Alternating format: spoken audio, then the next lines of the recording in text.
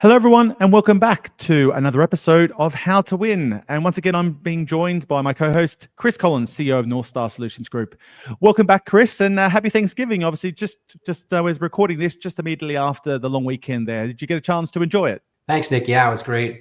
Great 4 days or so. So getting back into the swing of things first thing on a Monday morning for me. So I'm looking forward to this session for sure. Good stuff. And this will be the final episode that we are producing for this initial first series. But I think it's been really interesting to jump through and talk to different people from all corners of the industry, both UK-based, international, technology, the agency side, and the rights holder side. And our next guest is really leading one of the most interesting organizations, I think, in the sports industry at the moment for all the coverage we've had, particularly around the growth of women's sports. Now we're seeing that the changes that they're implementing really bring to the fore the opportunity that the new era of sports media and the fandom that we're seeing grow at such a rapid rate, what it brings to the table for professional sports organization like the WSL. So without any further ado, let's welcome Zarah Al-Kudcy to the show. And official job title is CRO of the Women's Super League and Women's Championship. So Zarah, welcome. Thanks, Nick. Thanks, Chris. Now, you have been with the WSL not for a very long period of time, only a few months to date, but with previous roles at very internationally renowned organizations, with Chelsea Football Club, with the F1, with ECB, the English Cricket Board, and with World Rugby, and actually had a prior career in journalism and through marketing. And so you've done a bit of everything around the commercial spectrum of sports. And probably at now one of the most exciting organizations, I think, within the industry for us as people who commentate and follow what's going on. So just talk us through, what is the WSL today? It keeps evolving, not only in its approach, but just about the different ways it's approaching the way it's growing and expanding as visibility is becoming more and more prevalent. So just talk us through, what is the current state of the WSL today? Well, first of all, thanks for the summary that essentially I'm a failed journalist, because that's how I started out. Journalism is a great starting point for a lot of very successful people in our industry. I think it's a great way to get a good understanding of how the industry really works. So I think it's a great starting point. I'd agree, and it's storytelling, but that's a whole. We could go down a different path there. I guess that the WPLL, which is our legal entity, and we've probably had more name changes than a pop star, was formerly WPG, formerly NUCO, and we represent the 3 professional competitions in England. So the Barclays Women's Super League, the Barclays Women's Championship, and then the League Cup.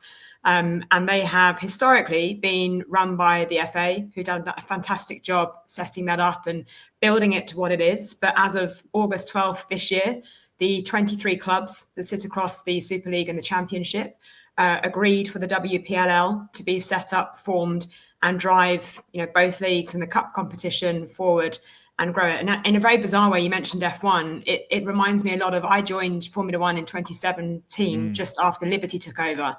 And there are so many parallels I see with that and this, where Bernie done a phenomenal job for decades running F1, and then Liberty came in and commercialized it to what it is now. But kind of at that point when I joined, there was no social media. People seem to forget this. Literally, there was no, F1 didn't have an Instagram, Facebook, or Twitter account. And then within a year had an esports league, Drive to Survive, and everything else. So I see some good parallels with that. And as I said, we're just over about 100 days old. It's been a quick start, and we've had some great wins quite soon on. So Barclays announced their renewal, and as well was well reported, quite a significant uplift in that renewal, which shows the value and the investment they're making, not just in us, but also they've continued the grassroots work that they're doing with the FA. And then our domestic media rights deal we announced a couple of weeks ago, I think it was now. Time has no bearing, with Sky Sports and the BBC in the UK, which gives us a great foundation for the next 5 years to build on. And I'm sure we'll sort of unpick that a little bit further. Absolutely. So it's been a million miles an hour over those first sort of 100 days. The organization's being set up. The team is being put together. Just talk about how you structured that, the new or the new iteration of what that is. What's the structure there to manage those? How does it all come together? Well, we're a team of about 35. So if you think about running 3 competitions, that's quite lean, and I can't take any of the plaudits. Nikki Doucet, our CEO, and Holly Murdoch, our COO, they've really driven this over the last 12 months of working with each of our shareholders, so the clubs, but also setting up the framework and the FA to get that transition ready for when, the WPLL was set up. So we have all the functions you would expect us to have, whether it's under me, commercial, digital product, broadcast. We have our marketing, comms and content team, football ops, football development, safeguarding, licensing, and from a footballing perspective. So we have the verticals you would expect to have within a league. And it's just about how we now go and deliver on everything that we said that we would do for the shareholders and try and prioritize that across the business. And just can you give some specifics on the shareholder mix there, just for people to understand? You talked about that, but just how does that make up? So we have 12 clubs in the Barclays Women's Super League, and then we have 11 in the Barclays Women's Championship. So those 23 clubs are our shareholders, and we are accountable to them with our decision making. And we meet on a quarterly basis to talk through, as well as our board meetings, to talk through any of the changes that we might make within the structure of the league, or whether it's commercial sign off. Broadcast is a great example. That deal had to be taken to our shareholders for approval, and then we announced on the back of that. Well, let's talk a little bit about that now, actually, just because you've set the scene so nicely for me, which is to talk about how you approached that deal, because it has come to fruition really quickly as well. And I saw just recently, even as early as today, you announced you published the article on I think the Guardian wrote about the fact that every women's championship match will be available through your YouTube channel, which, even if it is being picked up by, say, Sky Sports to be broadcast, which is a pretty interesting sort of, I guess, new layer to that, which normally the pay TV providers in all markets are very protective of whatever they have on their platform, trying to drive subscriptions at all costs. But that flexibility and that consistency obviously must have been something that you've been really committed to, and have been for quite some time, of making sure as many of those matches are available through as many platforms as possible. Yeah, so I mean, probably to rewind, I think it was about this time last year, we the league put an ITT into market for the domestic media rights, and I think that it's just taken a while that we agreed to roll over this season as an extension to the Sky and the BBC agreement, to just give a bit more time to work out also the WPLL to be set up to then be able to have that conversation, versus at the time it was still being discussed as to what the WPLL would look like and what a lot of those rights would look like. We then made the decision, this decision was made before I joined, and it was a brilliant one, of moving our non-broadcast games onto YouTube. So in the UK, anything that's not on Sky and the BBC is on YouTube. Globally, it varies market to market. So in Australia, for example, Optus hold all the rights, therefore you wouldn't be able to watch a live game on YouTube, but in the US you can, because ESPN don't have all of them. And I have to say, YouTube's been, it's been a great success so far this season. So to give you a comparison, last year when the BWSL was on the FA player, so the FA's OTT platform, the peak views, best performing match was Arsenal-Bristol at 78,000. This season, we had a championship match outperform that. So the derby between Sunderland and Newcastle was 81,000, and our best performing WSL game has hit about 270,000 between Leicester and United. So we're seeing more eyeballs, but there's always a danger, because I'm the first to say that women's sports got to get to move away from being measured by eyeballs. That being said, you can't force an industry to change. So it is good that we're being able to demonstrate that YouTube is bringing more eyeballs to both of the leagues. It has allowed us also to look at different ways to engage and connect with our audience, because unsurprisingly, they are younger. So they over-index at the 18 to 34 and slightly more female, particularly for the BWSL, versus pay TV or BBC. When we went back to Sky and BBC, who are both fantastic partners, and I think you only need to look, the last 3 years since Sky came in, our pay TV audience has jumped 280%. For the 3 years they've had it prior. And likewise, BBC, year on year, BBC One's driving great numbers. So actually, and I'm sorry, I'm throwing loads of numbers at you, but 2 weeks ago, right. Love it. The North London derby, we had a new record peak view audience of 1.3 million for that match. So both have shown growth over time. And I think where we're excited is we feel like this is a really good blend for the next 5 years.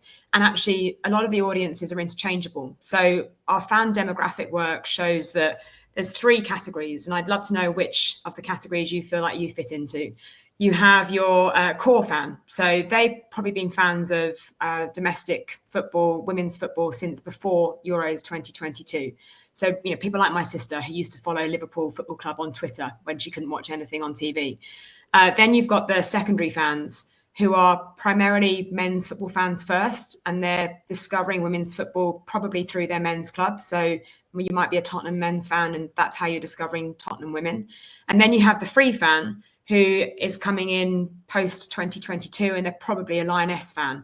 Now, if I was to stereotype all 3 of those fan groups, you would have Sky Sports as the secondary fan.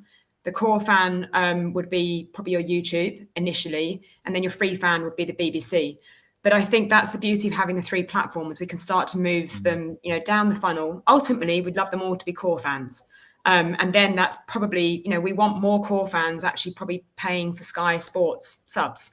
And they're more likely to do that if they're more invested in the women, in the women's football. So I think it's a blend of all 3, and Sky and Beeb were brilliant in our requests to also open up some of the rights to the clubs and the players. We very much see the players as our key marketing tool within both leagues and the cup. And, it's kind of no surprises that the clubs that are doing really well, their players are at the forefront of their marketing campaigns. So being able to work with Sky and the BBC and say, can we please give some players some digital clips during live matches? And when it comes to delivering that, obviously, we're going to have to work through that because people are going to know that Lucy Bronze is not running over to the bench to post a picture of her goal. However, I think if you look at a lot of those channels, a lot of the player channels are posting content during matches, even if it's just static at the moment. So it's just maximizing that. So I've gone in all sorts of directions there for you to pick through. I need to dig into. Absolutely. Yeah. On the other podcasts I host, the Streamtime Sports podcast, we focus just on the sports media side. And one of the things that we've been covering on there, and I've talked about a lot, is the need to bring the athletes much closer to those relationships with broadcasters in one way or the other, because of the audiences they've been creating and developing. The engagement levels, Chris, I'm going to come to you in a second on. We've seen through the 50 most marketable journey are so much higher than what we see through traditional relationships of the traditional traditional sports properties that have those media rights. Legacy media rights deals with so much restraint and restriction on them. This is a chance to sort of reset the playbook, I suppose, and maximize the opportunity rather than try to run while being held back a little bit, which was the fear, I guess, in the situation you've been. So the fact that the rights and more rights are being given to the athletes is a major win, I think, and just going to be interesting to see how that does expand that reach and visibility and just the fandom that I think it will bring to it, because we constantly are hearing across our industry the importance of not just the live game itself as well, it's everything around it, and those types of experiences and access to content will be something I think everyone's quite excited to see what that looks like moving forward. Now, Chris, from your perspective, what we've seen through the work we've done together on the most marketable list is the growth of women's sports and the athlete brand as a whole, and becoming bona fide media businesses and generating incredible viewership, engagement, and revenue now off the back of a growing, more prosperous marketplace that we're seeing around advertising and sponsored content, etc. Just what's your view, and share some insights perhaps on what you think the approach that Zarah's talked about and why that's such a smart one to take. Yeah. Well, first, really love to hear how data-driven you are, Zarah, and bringing up all these data points. I mean, I think that's great because, the data is out there, but it's the making sense of it that's really the important thing. And I kind of step back on that a little bit. In some cases, the data isn't out there, so you got this kind of dual thing going on where in some cases there's too much data and you got to make sense of it. And then in other cases, there's what do we need to know that maybe isn't traditionally being measured, and how do we get to that? And so getting back to the question, Nick, we wrestle with that over the last number of years with the 50 most marketable, especially as it relates to women's sports, simply because we're starting to see, and then looking at different research reports that we're saying the disparity in salaries, the disparity in attendance, the disparity in merchandising, all those types of things weren't due to the quality of the sport, right? The sport is just as entertaining and high quality as the men's sports, but it was coming down to visibility.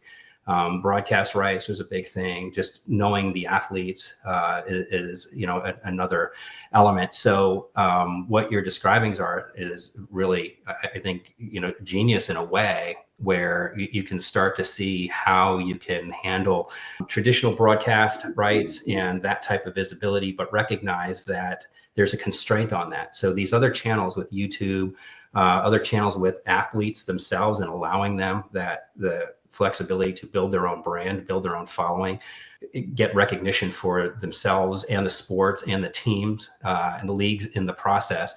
Then you can kind of bring them all together in a coordinated strategy, as Zara mentioned. So, I think that's what we're seeing. And even within the marketability model that we come up with for the 50 most marketable, we have to balance a number of those things. Some of them are quantitative measures, some of them are qualitative measures, and starting to look at things like the storytelling, the personal brand building that's beyond on-field performance or in-sport performance, and then the visibility. How are athletes, and then you can replicate that on the team side, on the league side. How are they developing channels to get that visibility?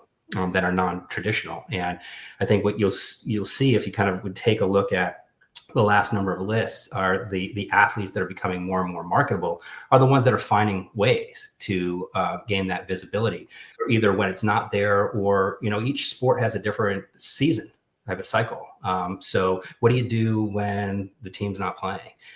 Or you're out of season? How do you maintain relevance? How do you maintain, right? So just finding those relevant points and being able to build those audiences, it comes down to content. But I think that what Zara described is really, and the metrics that she brought up is showing how that really works. I think you touched on two things. One is it's the quality of data. So, you're right. It's nice having a number, but if it's kind of understanding the trends, and one of those things we've also seen is that more than half of our YouTube viewers are watching YouTube TV. They're not watching it on mobile devices. Mm-hmm. And I think that's a positive sign for a Sky and a BBC that those users are watching on TV.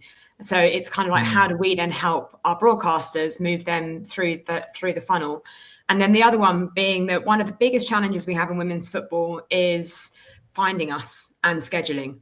Right. Because we don't, we tend to have to fall in around men's football on availability and when we'll be scheduled. And that's a whole host of things. That is broadcast picks, that is stadium availability, that is other competitions, whether that's Champions League or FA Cup. And so actually that was the other thinking around it. And I don't know about you, I watch a lot of US sports, so I often struggle to work out when it's on because of the time differences. But I will follow my favorite athletes. And that tends to be when I know something's actually on. And then I then go and try and find it on TV because I've seen that it's live.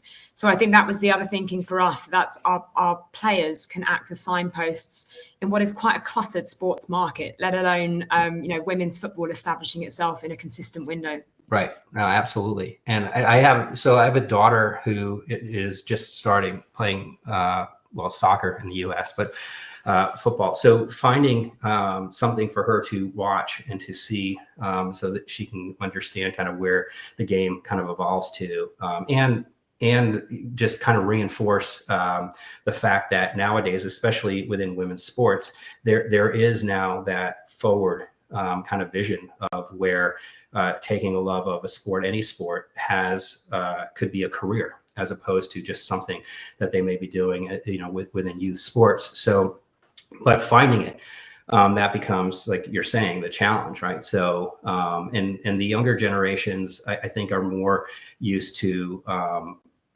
following things on YouTube channels, regardless of what it is, and so they're just used to going there. So I think if there's content there that they can follow that speaks to them, and then they become that maybe that third level fan that you were talking about, but then moves them through that pipeline. I think there's an opportunity when you're looking at getting kind of first degree fans. If you're innovative and you're the one doing it, then you can corner that market to some extent, where if people are out there just looking for an association with somebody, with something that's going to speak to them, if you're out there and you're one of the only ones or the only one that's doing that, then you're getting them early. And now they become part of your fandom and that larger global network.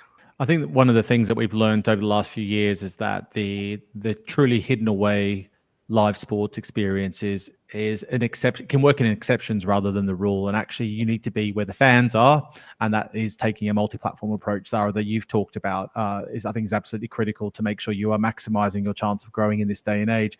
The contrasting example I would use to what you've done is what we've seen with the Olympics, where the Olympics have such heavy rights restrictions that an athlete can't even post their own video. For example, if they won the 100-meter gold medal final, they can't post that piece of content. Imagine the scale of that person posting their experience and emotions in that moment, and the reach that would have instantly. That's lost because it might be posted by a broadcast partner, but that will be picked up and perhaps presented to me, and I'm geo-blocked because I'm not in that, say, the NBC's marketplace, for example.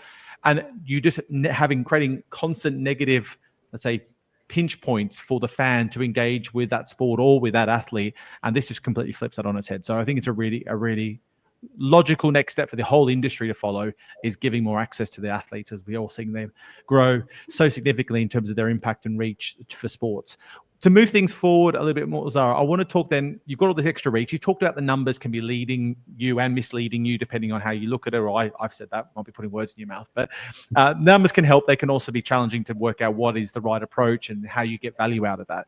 As someone who is leading the commercial efforts there, how do you come up with a strategy then with all this extra reach that you're able to garner through very supportive broadcast partners and the relationships you have with them? How do you turn that into commercial returns for the league to make it viable, to grow it, to increase athlete wages, all those types of things you want to do with that? That's this sort of self-fulfilling, I guess, what do you call it? That is basically the circle of economics in sports that you have to deliver on. How do you keep growing that? How do you turn that scaled reach into meaningful returns commercially? Because I think, the net benefit's great. Visibility, interest. Is it just filling the top of the funnel, or do you think it can turn into significantly more value from sponsorship deals and other areas? I think, first of all, it depends how you define value, because there's two bits to it. There's obviously the monetary value of any partnership, which is important as we grow the league and look to provide more financial support to all of the clubs. But there's also the short-term value of what we need right now. And how working with the right brands can help deliver that. So I think, to give you an example, all clubs need more marketing budget to support the ticket sales for their women's matches across both leagues, whether that's main stadium or the secondary stadiums that they all play in. And that can be one of the biggest challenges for every single club. So if we can find a partner that invests a fee, but also brings a significant investment in out-of-home buying, which we know is probably going to be bottom of the marketing spend at most marketing budgets, just because it's the most expensive, it's self-fulfilling, because if we can find a partner that helps to sell tickets for all of our clubs, and the stadiums are then fuller, which then look better on TV, you're driving, and then the opportunity every club then has in terms of spend per head at the stadium, turning them into club fans. Because I think right now we are seeing, apart from one or two clubs, a majority of the fan behaviors they are league fans first, i.e. they will just look what's on, what BWSL match is on in London, and they will have a look for that weekend. It's not the same tribal behavior that we see in the men's side of the game. Whether it will move to that, we don't know. But I think there's a way of us helping all of the clubs through the value piece of what we're trying to do. And I think that just comes back to you. A lot of people will talk about partnerships with purpose, but ours have to drive a purpose. And I think that's whether, does it improve playing playing opportunities and performance for our players? Does it help, as I said, with the attendance? And I think that's a big one for us, because we all know we all make decisions that are largely driven by FOMO. And so it's about making the product look better on TV and in bowl. And there is not a single person that I have taken to watch a BWSL game who doesn't come away and has fallen in love with whatever match it's seen. And they may or may not have an affiliation to that club. take them to the game, and it is the same every single time. So it just shows when you can get them into the stadium, they become a new fan. But that's the challenge that we have. So I think first and foremost, to go back to your original question, it's less about eyeballs. The bold statement is being able to turn around and say that for the first time ever, all 264 matches next season across both leagues will be available to watch live in the UK. We're working through our international media rights strategy now, so we'll see what that looks like. But in the UK, at least, there's 100% visibility of every match, which is a big thing to say. Then, depending on the brand, we have a point of difference to most of the men's league football in this country in the fact that we're on the BBC. So I'm sure Wimbledon benefit very much so from being able to talk about the same thing. And then for the brands that want to talk to Gen Z or millennials, we have the YouTube element as well. And Sky Sports, again, bring us great credibility within the sports industry because of who they are. They are world's best producers at sports content. So I think and that's what I mean. Like, I almost created a rod for my back by talking about the numbers and eyeballs per match and how that's grown. And I think that comes down to brands then having to justify their spend, because we are also seeing an increasing number of brands. It's a reallocation of media spend into partnerships versus pure sponsorship spend. And therefore, the question always comes back to, well, what do your audience numbers look like and who is watching? So it is useful to have that. But I think fundamentally, it's about what is the value and the purpose? And then also, what is it, what are the hooks that we can offer someone? Like I said, we're 100% on viewable now next year, which is a big thing. And then the data that we'll get from that also, to your point, Chris, will help us continue and deliver against those rights. So that sounds like you've touched on one of the questions I want to talk about as the evolving approach around commercial partnerships. You've touched on a few key points there about how that conversation is changing. The BBC one's an interesting point there because, your point around Wimbledon is they're very synonymous with getting some pretty big brands associated with it, more so than many other sports properties who have their content not as freely available. Sky's a unique proposition because Sky's reach for a pay TV platform is still really robust. It's not like it's a pay TV platform like in other markets where it means that your games, quote unquote, won't be seen. They still have one of the. I've seen the comparison, and they provide in some instances 80% of the audience that free to air can bring in some instances, depending on the event itself. Just talk us through. Are you finding now the opportunity around the commercial partnership side? Would you say over the last 5 to 10 years, has it evolved a lot positively? Is it more difficult to sort of get the conversation progressing because of all these, I guess, whether it's the data levers, the where the budgets are sitting? How complex is that now? Because you've obviously been working around this space for quite a number of years now. I'll go back to Formula One, and I think about how hard it was in the first couple of years after Liberty took over to sell partnerships and get people to commit to and believe in F1. And I look at the most recent deal they just announced, and if what I read is true, it's 100 million with LVMH, multi-brand approach, which is phenomenal. And they've done a great job of attracting an LVMH to put multi-brand into it, but also with the value that they've committed to. But that takes time, and that's what I mean. It comes back to building the product. I don't think you could have even had a conversation with LVMH in 2017. So I think there's the time of building product. I think specifically to women's sports, definitely starting to see this shift away from it just being a CSR narrative all the time, which, even just 5 years ago, in fact, even just a couple of years ago, it would always be maybe either out of a CSR or D&I budget, or it's talking about, it's leaning into the female piece. I do think it needs to shift a bit quicker because it's gone from CSR into grassroots is probably another thing that we see that comes up time and again as to how can I activate in the grassroots section. But ultimately it is a performance and it is a professional product. They are athletes and they are leaders. And it's about, I think the WNBA are probably starting to see this in the last 18 months with the shift of personnel and the stars they've now got in their league. And I think we'll start to get this as well. But I think that's probably the themes on the women's sports piece. As I mentioned, I think increasingly so, and I saw this even towards the end of my time at F1, brands repurposing media buying budgets. And that's a good and a bad thing because it becomes a very transactional discussion around eyeballs and media value. However, it does unlock bigger budgets, but it can be harder to explain. I think it can be harder to explain the direct ROI on doing a partnership. And particularly in women's sport, that is the magic that we need to try and find data points for, because fans and brands engage in a very different way in women's sport. I mean, you see it on social media, the engagement numbers are always higher. I think some of the data we have seen, on work that the likes of Agemba have done, and when I was with Women's Sports Trust, we did this sort of data point piece of that women's football fans are more likely to view you in a positive way, regardless of which club you invest in, because they just see it as an investment in women's football. They also tend to see our players as, particularly in England, as lionesses first, and they almost don't see the club crest. They just see the player, and that comes back to the athlete prominence piece that you were talking about, Chris. So, and I think the final thing, and I've definitely been heartened by this, both in my role at Chelsea as the commercial women's director there, and then also having joined the league, is just the new brands that are coming to the table and wanting to be part, particularly of a women's sports discussion. I think is really exciting. And again, I'll use an F1 example. I think when Charlotte Tilbury partnered with F1 Academy, everyone took note of that. And I'm pretty sure in the paddock, everyone went, oh, great, we can unlock a little bit more money now. But I think it's great to see new brands coming in and it not just being all the traditional ones renewing in every space. As part of those commercial partnerships now, we've seen, say, some of the deliverables change a lot over the years as well, of what they expect back in return. In some instances, I'm just curious, are you seeing much of that evolve a lot in terms of what the brands are actually asking for in return, not just the value of the deals themselves, but is it much more content led? Is it much more data led? How much has that evolved, particularly over the last few years, perhaps from F1 days to now? It totally depends on the brand. At F1, there are so many tech brands. Unsurprisingly, it's data led.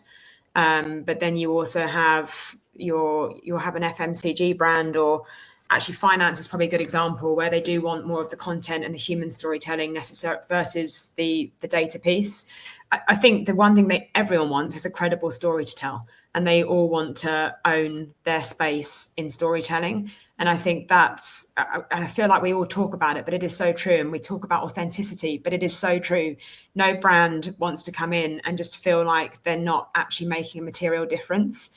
Which is the opportunity I love in at the WPLL, because any brand that comes on board with us now is going to be part of a growth story, and you can only be part of a growth story once, because once we've grown, it's gone.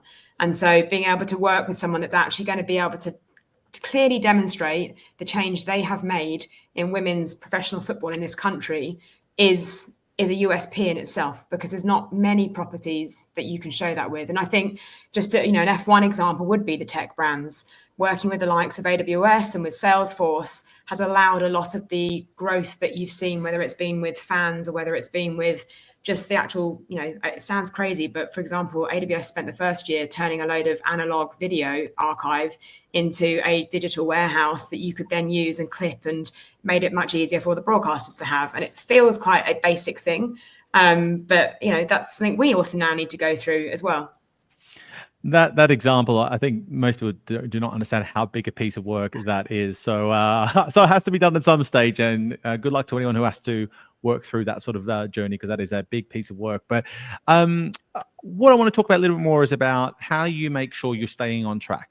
We talked a little bit before we even jumped on about that balancing of strategy versus execution. So how do you make sure that you're only a few months into the role, Zarah, but even from your previous experience as well, how do you ensure that the execution's playing out how the concept was designed and the strategy was mapped out? Is it about checkpoints? Is it just looking at the data?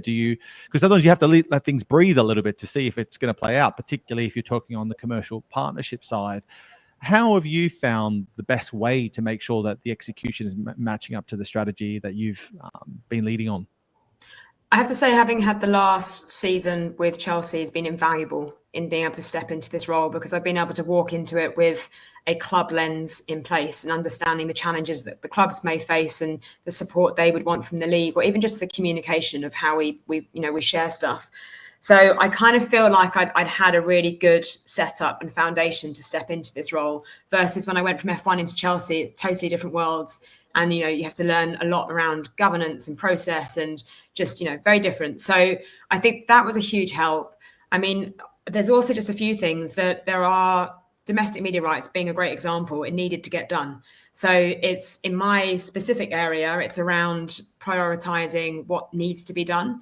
and then how we get there quickest. I think also I heard in one of your previous episodes, one of your guests talked about failing fast. I think that's a mantra we stand behind as well, but recognizing when we fail. And I think, Chris, to your point on the data, getting as much data as we can, but also being very aware that we don't make decisions that could be an anomaly, and that we have enough data points to make decisions that are strategic and are balanced across all those points. So it's a combination of needs must. There are some things that just need to get done. As I said, with domestic media rights, international media rights, we've got a production tender coming into market because of the new domestic deal. Sponsorship is constantly a priority because we need the revenue in to support the clubs. So I kind of feel like I'm lucky in the fact that from a revenue point of view, it's quite clear what my timeline is. And then it's just working out how we move through that. And one of the things that I have loved, though, that, and one of the reasons I wanted to work for Nikki is she's a leader who very much leads by example, and she wants to do different things differently. So we might only be an organization of 35 people at the moment, but she still stand by every Monday. We'll do a half an hour call with the whole business and do a quick check-in on headlines. And it's just invaluable to be able to hear what other departments are doing. And as I'm sure you can imagine with my commercial head on, there's a lot of things I hear sometimes. I'm like, oh, that's interesting. Or that might actually be an opportunity for a partner. It might sound very operational and like I wouldn't be interested, but I actually am.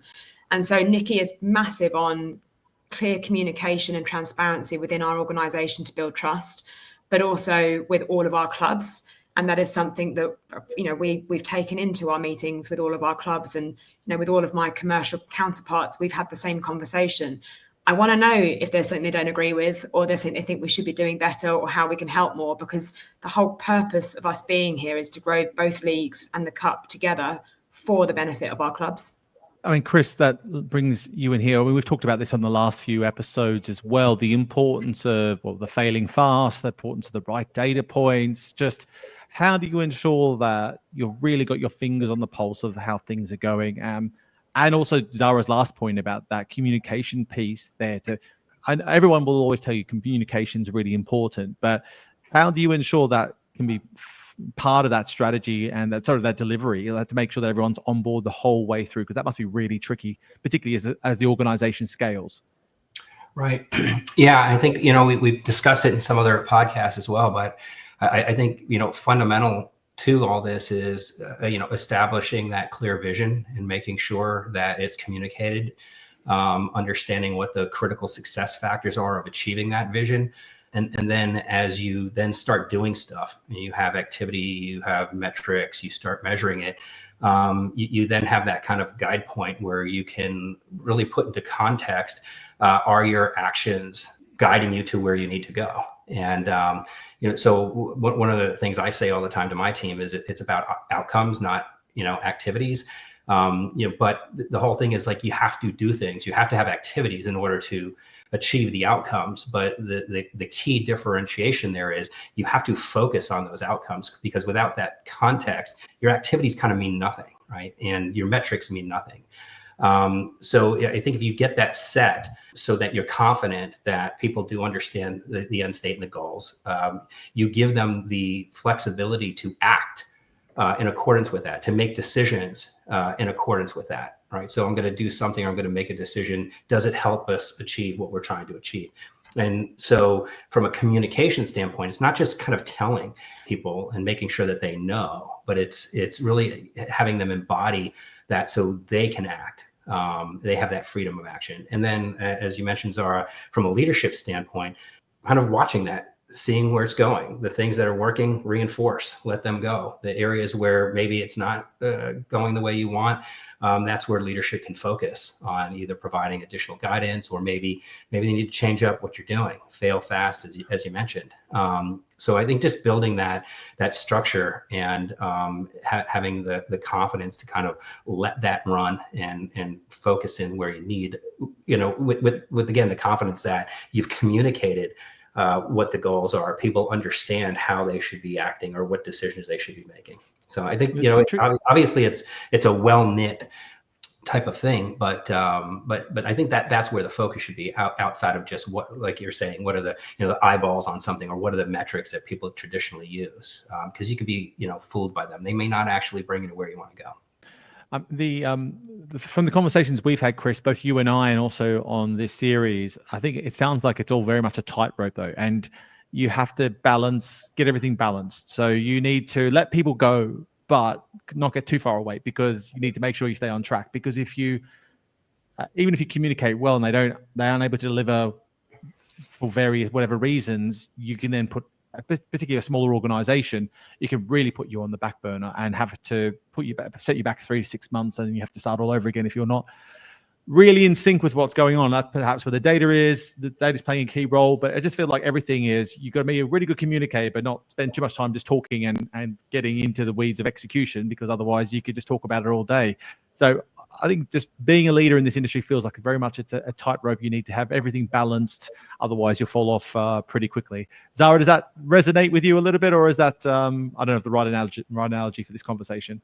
No, I'd agree with you, and I think that comes back, for me, it comes back to communication and transparency, and that is something that we've definitely looked to have within the organisation. One, to be able to hold each other to account, whether that's as an exec team or our departments, with it below us. We have that open culture of being able to say, I don't agree with that. And challenge that position, because it's the only way we can get there quicker. And not just in our organisation, as I said, with the clubs. I kind of welcome, and I don't mind if they phone up and say, I categorically do not agree with that decision you're making. I'm like, great, then let's have that conversation. What I don't want to do is find out when it comes to approval that you don't agree with it, because then that's a waste of time for us to have to go back to it. So I do think it comes from, both of those, I guess, soft skills of being able to do that. And as I said, Nikki leads by example, which I also think is so important, to have the person at the very top living and breathing the culture and values that they want to stand by within the organisation. That sets me up very well for the next question I wanted to ask, which is, you've talked about your organisation, about Nikki Doucet, as you've mentioned, who's the CEO there. Outside of the organisation, are there any companies or people that in the industry that you're very well connected to, be in the industry for some time, that you perhaps admire the way they operate in the industry? Oh, I know I was there, but it's really hard not to say Formula One. It has been the best commercial schooling that anyone could have. And I think it's just the mentality that comes from the engineering side of things. So this innovation, and if you think it's crazy, like the teams themselves basically change and test to be the best. And then on every other week, they have the most global and public viewing platform to decide whether they got it right or not.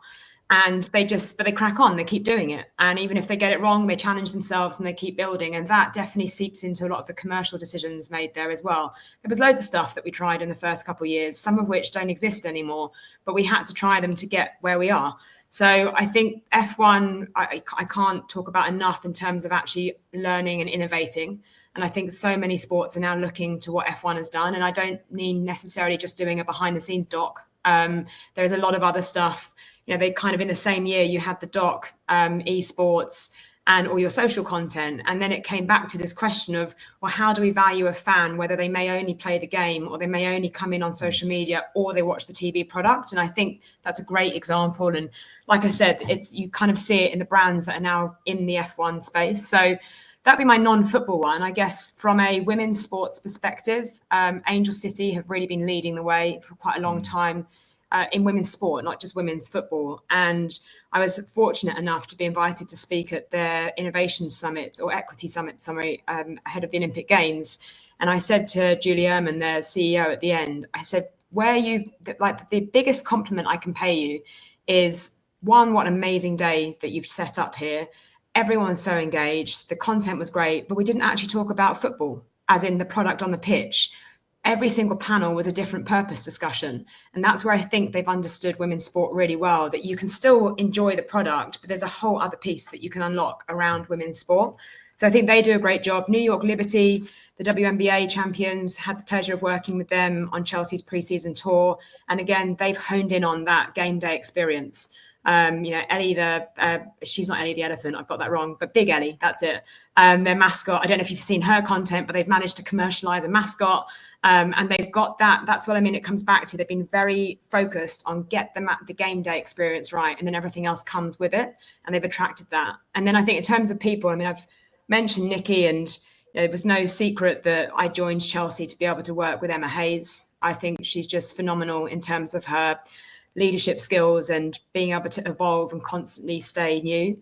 And then even, most recently I met the Celtic manager, Elena Sadiku, and like her story's all about resilience.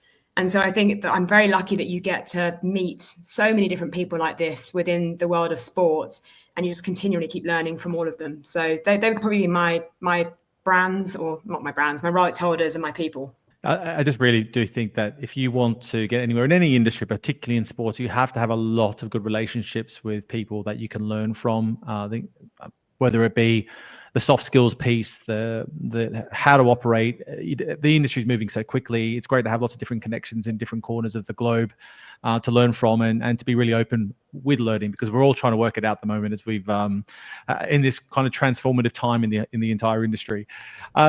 So final questions I want to ask is, we've talked about the growth aspects of the WSL at the moment. Where is the real growth coming for you and from over the next few years? Is it just a bit of everything now that you've got a really strong domestic strategy from a media perspective now locked in place?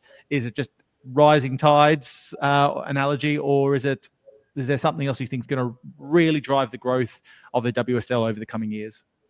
Can I take option C, which is all of the above? I think, sure, absolutely.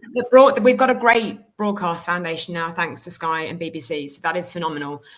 We talked about sponsorship and the need to have partners that reflect us as leagues, and also can add value and drive change. But then it comes back to the players. I think our players are the heartbeat of both leagues, and being able to support them on that growth journey is really important, and that's what will unlock everything else. So making sure that we've got, it's not just the few that rise. Actually, we support the growth of a majority, and that could look like something totally different. There are not every single player, and I used this example recently in a discussion where someone said, yeah, but the thing is, we're adding pressure to the players of being influencers and content creators and all this other stuff. And I said, but Kawhi Leonard didn't have a single social media follower. And New Balance came in and gave him a shoe deal because they recognized that's what would drive content on their platform. So they thought a bit differently, and they came in and took someone that had 0 eyeballs on them. So I'm not saying, and that maybe that's, an anomaly, but I think there's a way to be creative and actually serve the needs of every player's individuality. And then also find a way of, I do also think in 10 years' time, some of our men's clubs may actually be looking at our women's clubs to understand and learn best practices, because we have been forced to think differently. We're being forced to work out how to sell tickets, how to build player brands, all these things that actually have been taken for granted in the men's game at the top end anyway for quite a long time. And I think that's, if you look at fandom, it's been interesting to see the next generation of men's football fans coming through who are team agnostic. They play EA, they have 3 teams, but they follow a player. And I think as we start to see that happen more, we see it in women's football. So we're already planning for that. So I think that's the interesting thing. What lessons will men's football end up taking from women's football at some point? Yeah, completely. I think they've got a lot to, well, I think any sports property any property or any business that is in a mature phase of its life cycle will often slow down its innovation rate, and quickly will have to reset that at some stage. And I think the time is now for those types of properties like you talked about to do just that. But look, that is all we've got time for today. Zarah, thank you so much for joining Chris and I. I said, what is the final episode of the How to Win series? I hope everyone has enjoyed listening in on this. And please reach out to Chris and myself if you've got any thoughts about this. But in the meantime, again, thank you very much for joining us, Zarah, and telling us a bit more about the WSL and your own story. You're very welcome. And when you're next in England, you will have to come to a game. And Chris, you'll have to bring your daughter. Definitely. I'm looking forward to it. Thanks, Zarah. Another great session. I appreciate you being a wonderful example of how to win. So thank you.